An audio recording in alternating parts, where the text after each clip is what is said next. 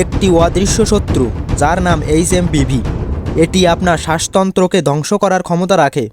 আপনি কি প্রস্তুত নিজেকে সুরক্ষিত রাখার জন্য? আজকের ভিডিওতে আমরা এটাই জানব।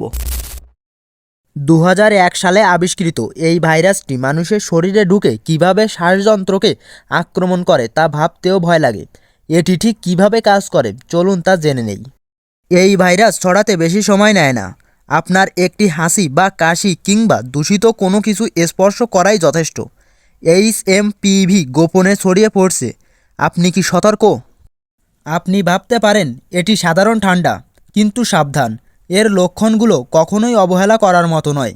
জ্বর, কাশি, শ্বাসকষ্ট আর গুরুতর ক্ষেত্রে নিউমোনিয়ার ঝুঁকি সবই হতে পারে HMPV এর প্রভাবে।